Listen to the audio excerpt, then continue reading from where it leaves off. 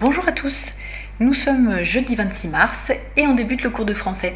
Alors aujourd'hui il est prévu que nous corrigions les contrôles sur les fonctions et que nous corrigions la petite poule rousse que vous voyez à l'écran. Je vais répondre aussi à la question, donc bravo, vous avez bien cherché. Donc Alaïdin, ça veut dire effectivement qui est élevé dans la foi ou élevé par la foi, en tout cas donc une personne qui va au cours de sa vie, grâce à sa foi, devenir meilleure, c'est le cas d'Aladin, effectivement. Et Badr al-Bodr, oui très bien, c'est lumière des lumières, étoiles des étoiles, astres des astres. Donc vous voyez que cette princesse a un très joli nom qui sonne tellement mieux dans sa langue maternelle que dans ce qu'on en a traduit nous, Badroul Boudour, qui est abominable. Et je comprends bien pourquoi elle a été nommée Yasmine ou Jasmine, qui est quand même beaucoup plus doux à l'oreille française que la transcription de la langue arabe. Alors, bien, on va sortir des contes des Mille et une nuits pour aller dans les contes plutôt enfantins avec notre petite poule rousse. Alors, vous savez qu'en corrigeant ça, j'ai lu tellement ces passés abominables que j'ai eu un doute sur l'un des passés simples que je devais corriger. Comme quoi, cet exercice est à double tranchant, alors je vous l'ai donné pour vous amuser. J'espère surtout que ça vous a pas mis en tête trop de passés simples faux. Donc je vais lire alors en accéléré, sinon ça va être très ennuyeux et fastidieux pour vous. Je vais lire en accéléré les corrections et je ne sais pas comment je peux vous transmettre la correction d'ailleurs, parce qu'une copie d'écran ça va pas tellement marcher là. On verra, sinon vous la re-regarderez en vidéo au besoin. Donc c'est parti. Un jour, la petite poule rousse sortit de chez elle pour aller en ville. Elle mit, je vais insister sur les verbes, la clé dans sa poche. Hélas, la poche était percée et la clé tomba par terre. La petite poule ne s'en aperçut pas et poursuivit son chemin. Tandis qu'elle s'éloignait, un imparfait ça fait du bien, Maître Renard apparut. Depuis longtemps, il avait envie de croquer la poulette. Quand il vit la clé perdue, il la ramassa et courut ouvrir la porte de la maisonnette. Il entra chez la poule. Ensuite, il referma la porte et lança la clé dehors par la fenêtre pour que la petite poule ne se méfie de rien. Puis il attendit. Bientôt, la petite poule rousse revint. Ça c'est un passé simple exotique. Venir et tenir sont les seuls qui aient des sons en un. Donc, je répète, bientôt la petite poule rousse revint de la ville avec son panier rempli de provisions. Elle mit la main dans sa poche pour prendre sa clé, mais ne la trouva pas. « Tiens, se dit-elle, je l'ai perdue. » Et elle chercha sur le sol. « Ah, la voilà !» La petite poule rousse se dirigea vers sa maisonnette, enfonça la clé dans la serrure et ouvrit la porte. Mais à peine était-elle entrée que le méchant renard bondit sur elle. Ah, quelle peur! La petite poule battit des ailes et s'envola sur le haut de l'armoire. Donc bondit, je m'arrête, vous avez l'impression que c'est du présent. Oui, c'est la même forme qu'au présent. C'est aussi du passé simple. « Tu ne m'attraperas pas, maudit renard !» Le renard grimaça et se mit à ricaner. Il sortit un grand sac de sa poche et le déposa au pied de l'armoire. Puis il commença à tourner autour du sac de plus en plus vite. Il tourna. Ah, j'ai fait une erreur là. Hop. La petite poule rousse le suivit des yeux et soudain, elle sentit que sa tête tournait, elle aussi. La poulette devint si étourdie qu'elle tomba droit dans le sac. Le renard referma le sac aussitôt. « Ah, rit-il, je la tiens, la poule !» Et il partit vite fait vers son terrier en portant le sac sur son dos. Mais la route était longue et le soleil brillait. Renard se sentit assoiffé. Il fit halte au bord d'une rivière, il but un bon coup, puis il se coucha dans l'herbe pour faire une sieste et il s'endormit. Alors la poulette attrapa ses ciseaux dans la poche de son tablier. Cric-crac, elle coupa le fond du sac et elle en sortit. Vite, une grosse pierre pour me remplacer. Et vite, la petite poule recousit le sac et elle prit la fuite. Alors dans la véritable histoire, ici, il y a sa copine la tourterelle qui vient à la rescousse. Et c'est elle en fait qui ouvre le sac de mémoire. Quand Renard s'éveilla, il vit que le sac était toujours là. Il le caressait. Il dit d'un air satisfait: « Comme elle est grosse, la poule, nous ferons un bon déjeuner en famille. » Il jeta le sac sur son dos et se remit en marche. Il arriva chez lui à la nuit tombante. La renarde et les renardeaux lui firent fête. « Que rapportes-tu » ? « La poule rousse !» La famille dansa de joie. La renarde remplit une grande marmite d'eau bouillante. Renard attrapa le sac par le fond pour jeter la poule rousse dans l'eau. Pouf ! La grosse pierre tomba. Elle éclaboussa le méchant renard. Il poussa de grands cris car il était ébouillanté. C'est bien fait. Et donc, nous allons cliquer sur OK. Certaines réponses sont incorrectes, elles ont été laissées telles quelles. Oh là là, qu'est-ce que j'ai oublié. Alors, est-ce qu'il me les... Ah bah oui, j'ai fait n'importe quoi. Oh là là là là. Bâti des ailes. Vous voyez, à force d'en voir des faux, je vous avais dit que j'avais fait une erreur. Maintenant, j'en avais fait deux. Alors, est-ce que ça va mieux maintenant? On va cliquer sur OK. 99%. Ah bah qu'est-ce qu'il nous reste alors? Voyons. Correct, votre résultat est de 99%. Ah, mais il ne me dit pas quelle est l'erreur que j'ai laissée. Est-ce que vous l'avez vu, vous? Bon, bah, je reclique sur OK et il ne me dit rien. Alors, je me suis demandé, j'ai rempli la case dit-il. Peut-être que j'aurais dû juste mettre dit, mais je ne sais plus tellement où c'est. Bon, bah, vous verrez. Ah là, voilà, c'est ici. Non, c'est pas ici. Bon, écoutez, c'est pas très grave. Je pense que c'est ça qui a peut-être coincé. Alors, eh bien après ces réjouissances, on va passer à quelque chose d'un petit peu moins réjouissant, c'est-à-dire la correction du contrôle. Alors, je vous ai envoyé vos copies hier soir seulement. Donc pour accéder à vos copies, il faut aller dans votre mail et vous devez avoir un mail de moi avec votre pièce attachée, enfin votre copie scannée en pièce attachée. Donc je vous rappelle, pour naviguer du Drive au mail et du mail au Drive, vous pouvez utiliser l'icône Drive, l'icône mail, et votre copie donc elle va aussi se mettre directement dans... ah oui non, c'est pas ça que je voulais vous montrer, dans le Drive, dans les éléments partagés. Voilà, donc je vais faire la correction avec vous, je vous présente le contrôle et on va corriger ensemble. Donc déjà, question de leçon, 7 points sur les 40, c'est-à-dire 3,5 sur 20, il fallait replacer correctement au bon endroit toutes les fonctions qui étaient ici. Alors on va faire des petites révisions. Donc le sujet, allez, on va le mettre dans ce qui dépend du verbe, forcément. Le complément du nom, avec le nom qu'il porte, eh bien, il précise le nom. Les compléments circonstanciels, alors si vous n'avez pas retenu, donnez-vous des claques. Les compléments circonstanciels, ils ne sont pas indispensables, on l'a vu et revu, et donc c'est ceux qui se promènent dans la phrase. Je peux les déplacer, je peux les supprimer. L'attribut du sujet, celui-ci, avec le nom qu'il porte, si vous ne l'avez pas mis à côté du sujet, eh ben, je ne comprends pas votre logique. La position, alors là, celui-ci, je suis d'accord avec vous, vous aviez pu avoir un doute.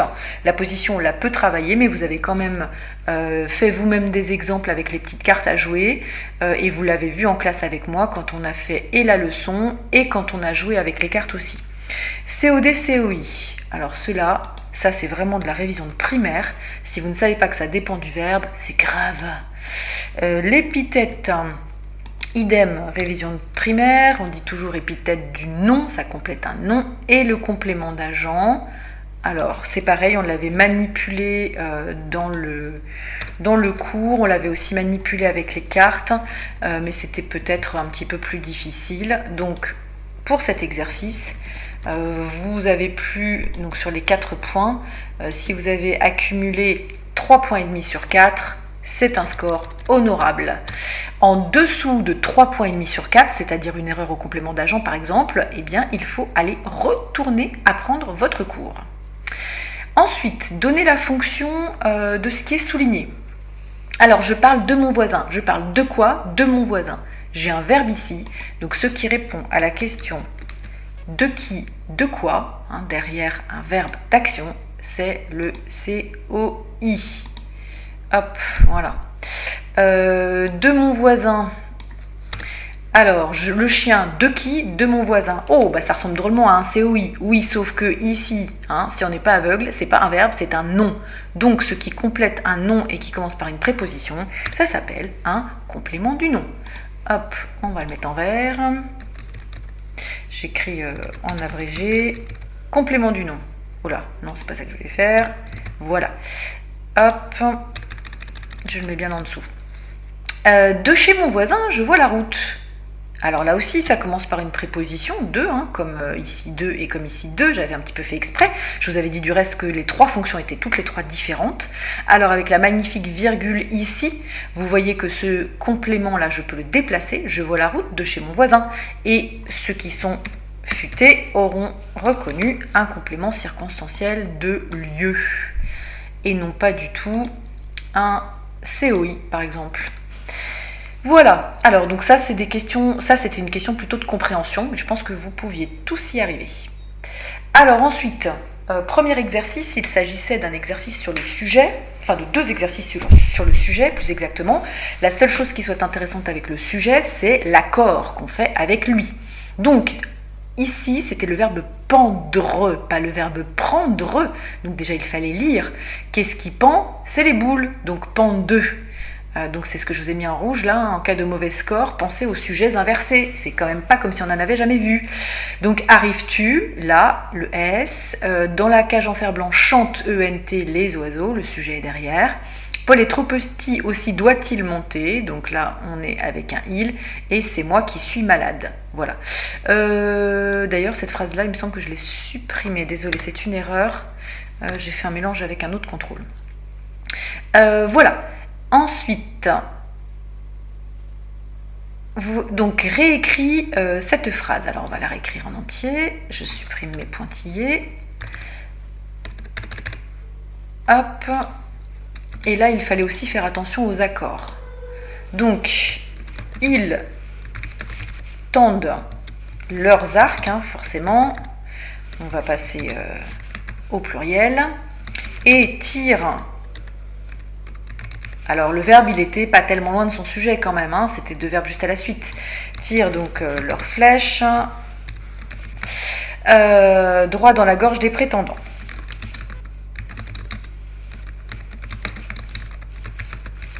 Hop, voilà. Puis, donc toujours mon sujet au pluriel. Ils ordonnent. ENT donc. Aux servantes de nettoyer. Et ensuite, il fallait juste se demander qui pleurait amèrement. C'est toujours il au pluriel. Donc, et pleure amèrement. Donc, la plupart d'entre vous, sur les 4 points, vous en avez engrangé dans votre besace 3. Beaucoup ont oublié pleure ici. Voilà. Donc attention, on est bien d'accord, le sujet n'est pas toujours tout contre son verbe. Eh bien, il faut vraiment penser à l'accorder. Donc 4 verbes, 4 points. Alors, ensuite, on passe à un autre point, donc ça n'est plus le sujet, c'était l'attribut du sujet. Alors, en cas de mauvais score sur les deux exercices qui suivent, attribut du sujet et puis COD, COI, donc je rappelle un petit point leçon.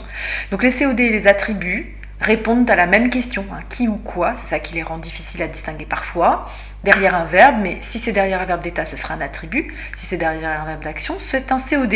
Je vous rappelle aussi que l'attribut du sujet et le sujet doivent représenter la même chose. On avait fait des petites flèches avec des petits signes égales, donc c'est ça que vous deviez faire dans cet exercice-ci.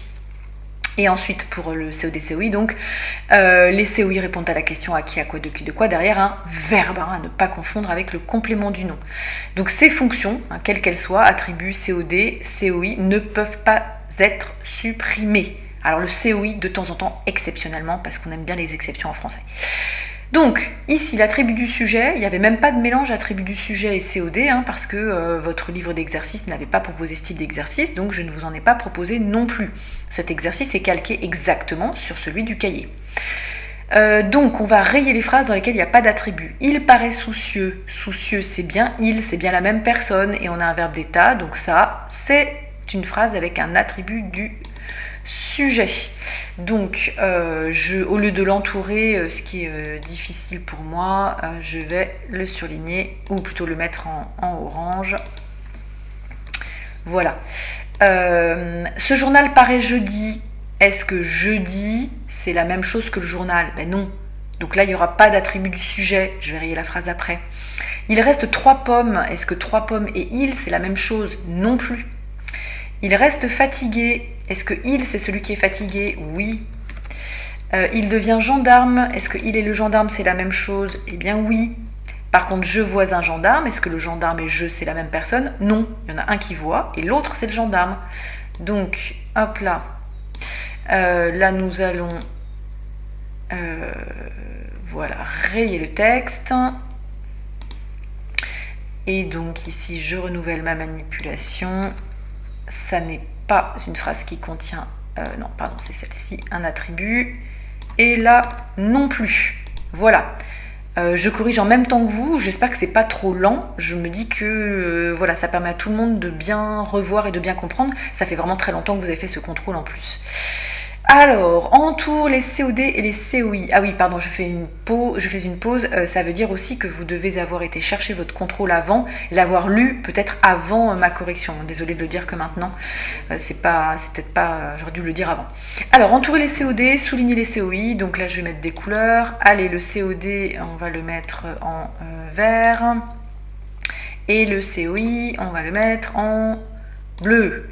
Et ensuite, dans un deuxième temps, on fera la transformation. Donc c'est aussi un exercice similaire, exactement similaire à celui qui était dans votre cahier d'exercice. Donc Ulysse aperçoit qui? Les prétendants. Alors oui, donc le COD, c'est pas prétendant, c'est bien les prétendants. Donc là, je vais mettre du vert. Ces derniers fuient quoi? Les flèches d'Ulysse. Alors, il y en a qui se sont fait avoir, qui m'ont dit que d'Ulysse, c'était un COI. Ben non, parce que ça, c'est un nom. Donc, d'Ulysse, ici, ça s'appelle un complément du nom flèche. D'accord? C'est pas le COI du nom flèche, parce que le COI, il est complément d'objet indirect d'un verbe. Voilà. Or, le verbe, le seul qui soit, c'est fuit. Et donc, derrière fuit, on pose la question quoi? Ces derniers fuient quoi? Donc, ça, c'est bien un COD. Il n'y a pas de COI dans cette phrase. Parce que rien ne répond à la question, ces derniers fuient de quoi? Ok? Donc pas de COI, mais bien un COD. Et à l'intérieur de ce COD, eh ben oui, il y a un complément du nom. Tout est possible. Les prétendants s'adressent à qui? Ah, bah cette fois-ci, c'est à Ulysse. Donc là, on a bien un COI. Et supplie qui? Le héros. Donc on a à nouveau un COD. Ces prières ne plaisent pas à qui? À Ulysse, COI, et ils n'écoutent pas quoi? Leur plainte, COD.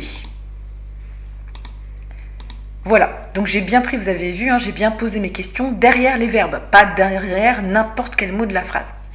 Donc, deuxième point, il fallait transformer maintenant ces COD et ces COI en un pronom. Alors cet exercice, je répète, il était peut-être difficile, mais c'était exactement le même que celui du livre. J'ai juste changé 3 bricoles dans les phrases. Et il permet de s'entraîner à une chose, c'est à être vraiment bien conscient que les COD existent sous forme de pronoms, parce que je vous rappelle, ça déclenchera un accord pour le participe passé employé avec l'auxiliaire avoir. Donc c'est très important de savoir faire cette manipulation, de transformer les COD en pronoms pour s'entraîner. Donc Ulysse aperçoit les prétendants. Ulysse les aperçoit. Alors, hop, je vais tricher un peu en faisant des copier-coller. Voilà, Ulysse les aperçoit. Et donc, mon COD, il est devenu ce pronom. Ces derniers fuient les flèches d'Ulysse. Va donner ces derniers les fuient. Les étant donc les flèches. Les prétendants s'adressent à Ulysse et supplient le héros. Hop, alors, que va devenir cette phrase? Donc, les prétendants s'adressent... je vais supprimer le à Ulysse. Donc, à lui. Et le supplient. Voilà. Ces prières ne plaisent pas à Ulysse et il n'écoute pas leurs plaintes. Alors là, vous avez pu me proposer plusieurs solutions. Hop, j'ai raté mon coup. Hop.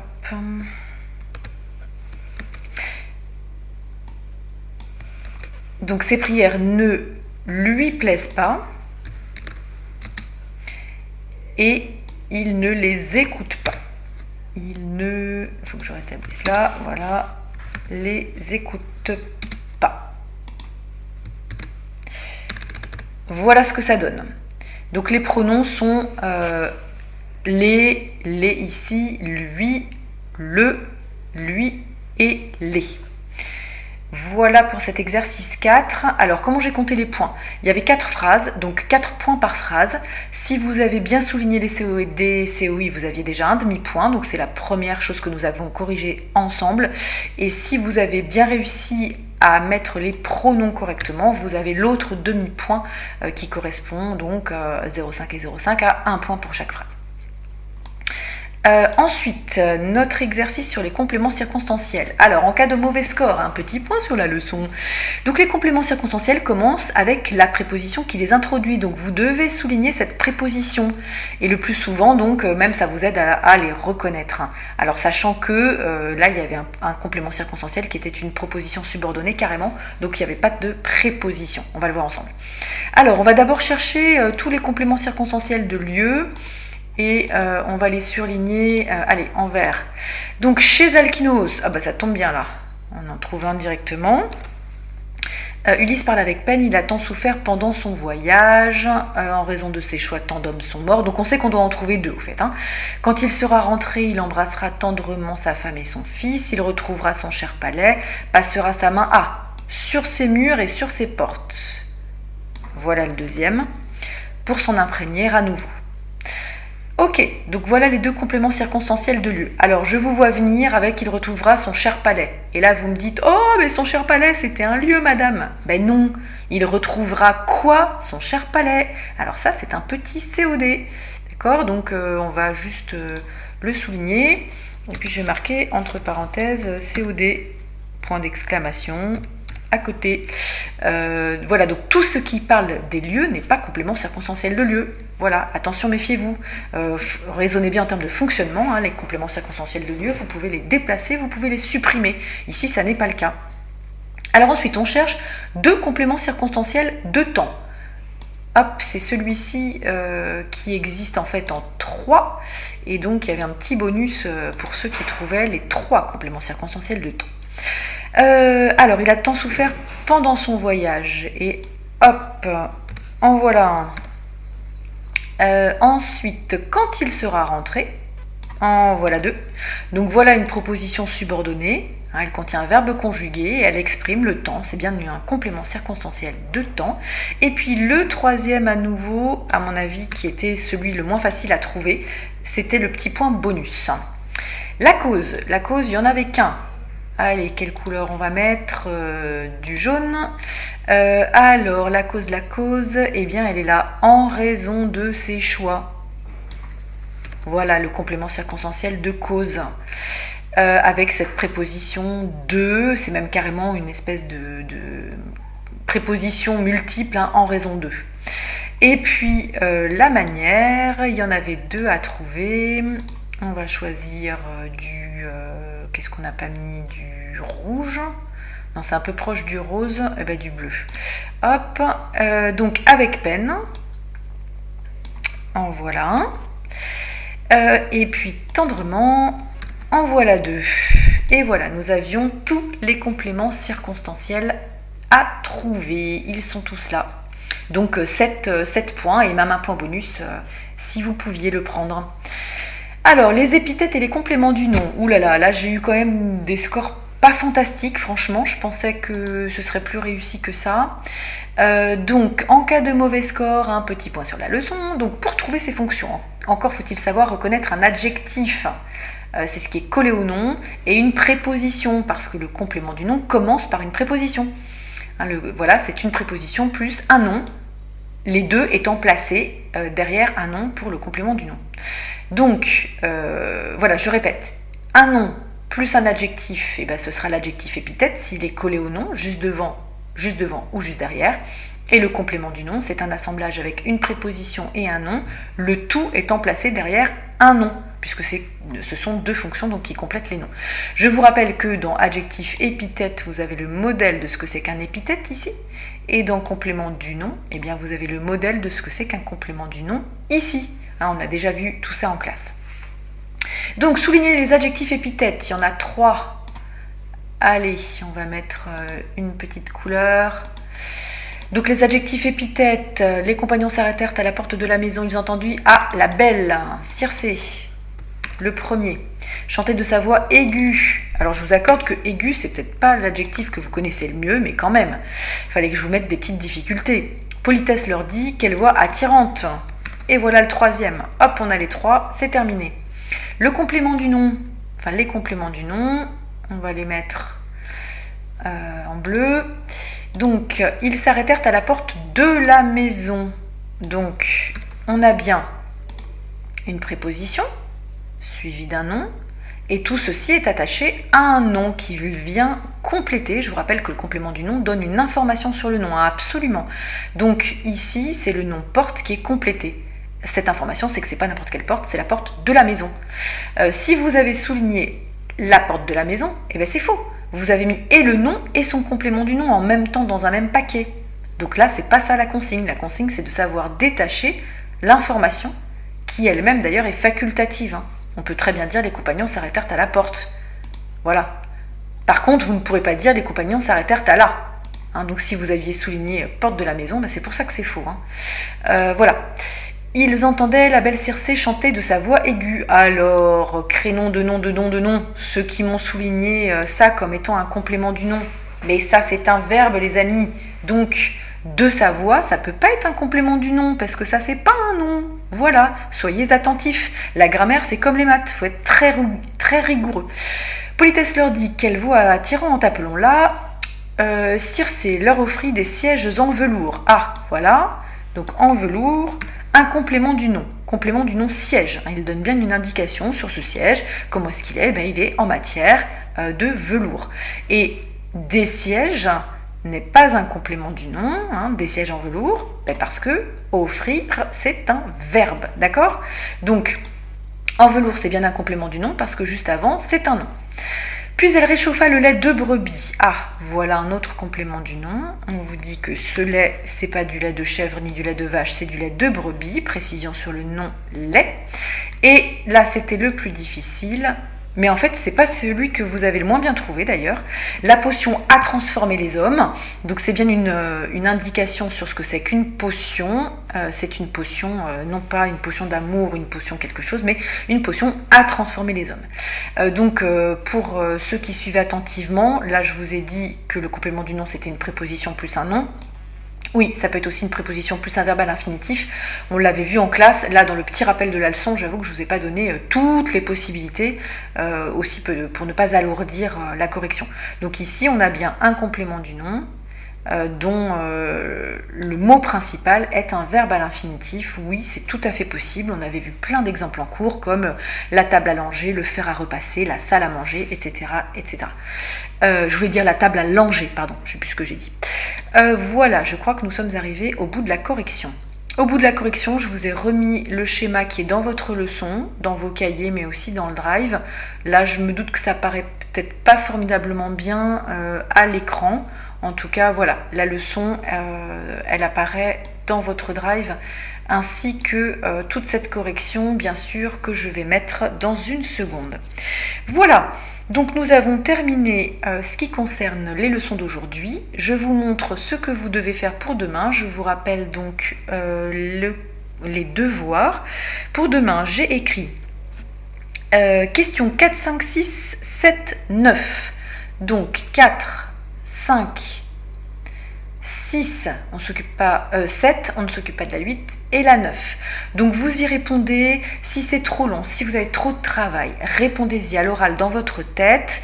C'est page 178, et donc c'est toujours notre conte de fées qui est là, d'accord? Donc page 176, 178.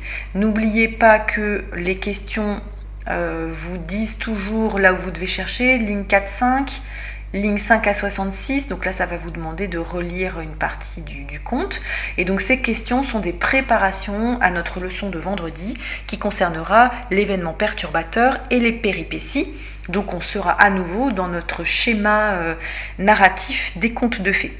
Voilà, donc je vous souhaite une très bonne journée et on conclut avec une nouvelle question. Donc nouvelle question pour ceux qui auront le temps de chercher et pour ceux que ça amuse. Il existe un conte dans lequel on n'a pas une sœur, ni deux sœurs, ni trois sœurs, mais 7 frères qui sont tous des frères jumeaux. Alors, je vous laisse trouver, vous me direz, je vais regarder pour voir si c'est faisable ou pas. Si je vois que vous ne trouvez pas, je vous mettrai des petites Z dans les commentaires. Donc le conte s'appelle Les 7, suivi d'un prénom, et donc ce sont 7 frères et 7 frères jumeaux. Allez, eh bien, relevez le défi, je vous souhaite une très bonne journée, et à demain!